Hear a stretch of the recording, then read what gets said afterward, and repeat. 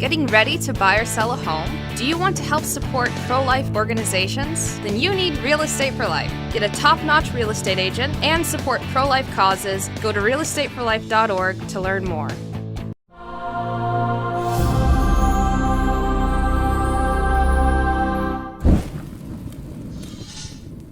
May the holy names of Jesus, Mary, and Joseph be blessed now and forever. In the name of the Father, and of the Son, and of the Holy Spirit. Amen. Dear brothers and sisters in Christ, today we wear the red for one of the early and great martyrs, Bishop of the Catholic Church. My Father has disposed to me a kingdom that you may eat and drink at my table in my kingdom, and may sit upon the thrones, judging the 12 tribes of Israel. Today is the feast of Saint Apollinaris of Ravenna. When Saint Peter, setting out for Rome, left Antioch after 7 years, as its spiritual head, he took with him several of the faithful of that city, among them Apollinaris, a disciple of Jesus Christ.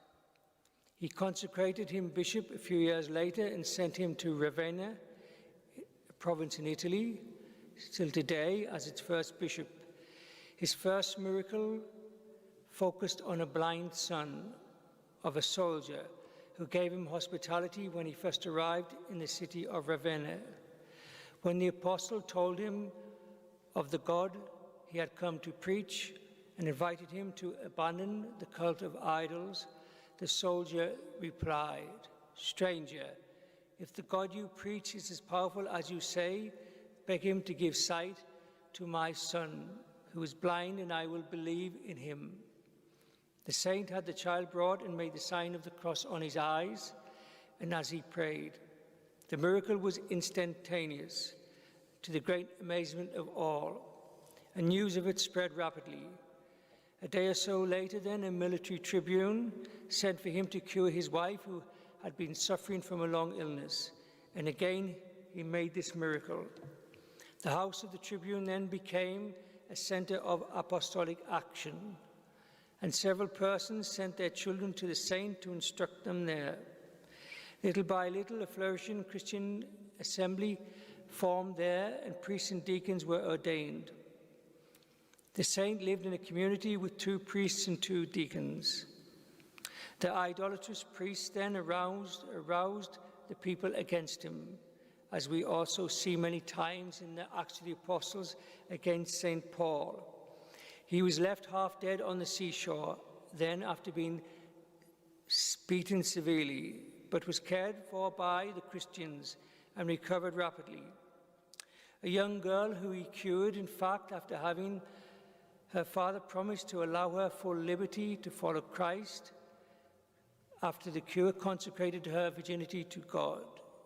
It was after this that, in the time of Vespasian the emperor, he was arrested and interrogated and again flogged, stretched on a rack and plunged even into boiling oil. Alive still, he was exiled to Illyria, which is a place east of the Adriatic Sea. He remained 3 years in that country, having survived a shipwreck with only a few persons, whom he then converted. He then evangelized various districts with the aid of these converts.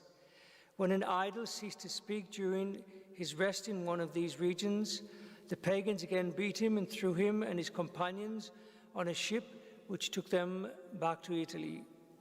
Soon imprisoned, he escaped, but was seized again for the last time and subject again to flogging. He died 23rd of July, the year 79. His body first lay at a place called Classis, 4 miles from Ravenna, and a church was built over the tomb. Later, the relics were returned to Ravenna. But then Pope Honorius had a church built to honor the name of Apollinaris in Rome in the year 630. From the beginning, the church has held his memory then in high veneration.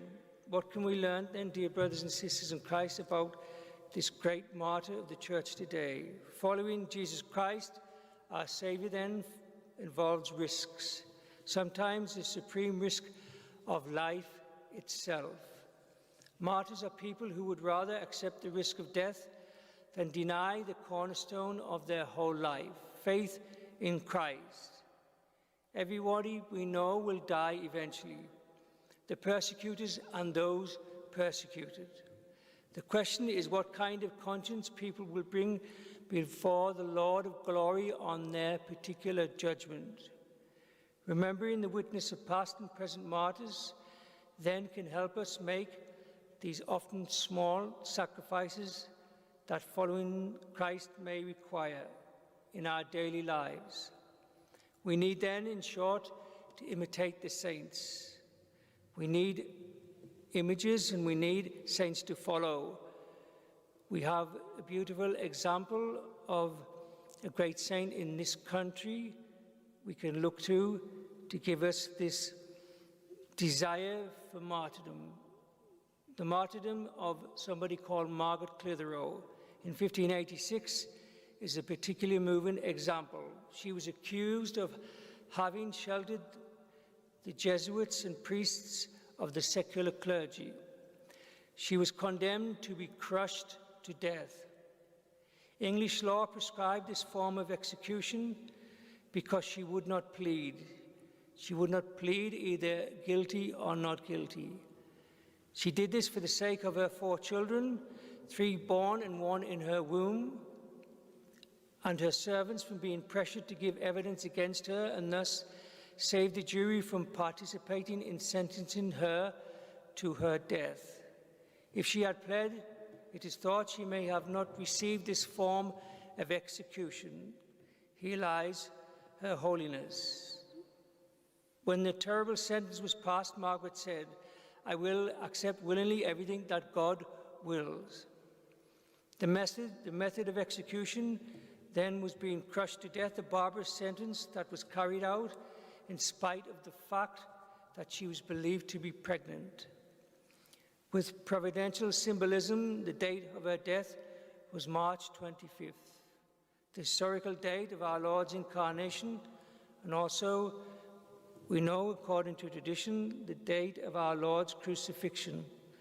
Margaret was then 33 years of age, in her prime, the same age as Jesus Christ, her Saviour, when the martyrdom began. Her arms were stretched out in the shape of a cross crucified, and her hands tightly bound to 2 stakes in the ground. The executioners then, in this barbarism, put the sharp stone the size of a fist under her back and placed on her body a large slab with weights which were gradually loaded to over the weight of 800 pounds. Margaret then whispered, "Jesus Christ, have mercy on me." Her agony, her death lasted for 15 minutes. Then the moaning ceased and all was quiet. She had passed into her reward, into eternity, this great witness for faith. She was canonized in 1970 by Pope Paul VI as part of the 40 Martyrs of England and Wales. What a witness of faith in years gone past in these isles.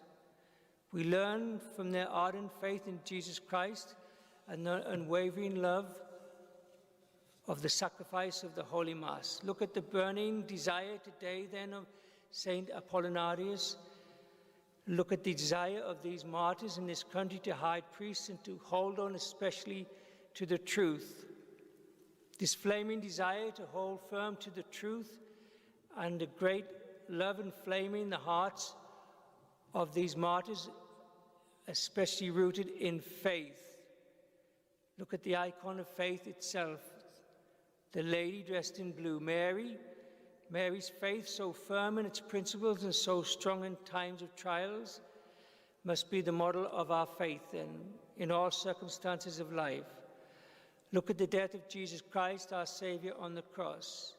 Mary, her soul free from any disturbance, persevered in her firm belief and hope in Jesus, that Jesus, whom she had seen die, her Son, a shameful death, would rise in glory and deliver to the world the good news of the gospel message. Imitate then these souls and use as a principal model of faith Mary and her lively faith. Remember well that faith is a supernatural gift from God, which enables us to believe without doubting whatever God has revealed. But Mary's faith, being lively, implies that it was for all times and all seasons, firm, solid, grounded, unwavering, even in trying moments. It was the faith by which she accepted the message of the angel, without doubting, knowing that God is the very truth and can neither deceive nor be deceived. And so she declared then her acceptance of God's plan for her with her fiat. Behold, the handmaiden of the Lord, let it be done to me according to thy word. It was because of her faith, her belief in God, that she received God's promise to become the mother of the Messiah, the mother of the Son of God, our Savior. As the Blessed Virgin is the mother of holy love and hope, so also is she the mother of faith. I am the mother of fair love and of fear and of knowledge and of holy hope. Father Suarez, in conclusion, says that the Most Holy Virgin had more faith than all men and angels combined. She saw her son in the crib of Bethlehem and believed him the creator of the world. She saw him fly from Herod and yet believed him King of Kings. She saw him born and yet believed him eternal. She saw him poor and in need of food and yet believed him to be Lord of the universe. She saw him lying on straw and yet believed him to be all-powerful, omnipotent. She observed that he did not speak, and she believed him yet infinite wisdom. She heard him weep and believed him the joy of paradise. In the end, she saw him in death, despised and crucified. Although faith wavered in others, Mary, our mother, remained firm in the belief that her Son, our Lord and Savior, was Jesus Christ. Stand then, dear brothers and sisters in Christ, firm in the faith. Stand firm in the truth. Stand as Mary at the foot of the cross in all the many daily persecutions of your life. Stand as a martyr of love for Jesus Christ, King of Kings, as Saint Apollinaris today, so that one day you will find yourself, God willing, standing next to and praising the Holy Trinity in paradise forever and ever. Amen. May the holy names of Jesus, Mary, and Joseph be blessed now and forever. In the name of the Father, and of the Son, and of the Holy Spirit.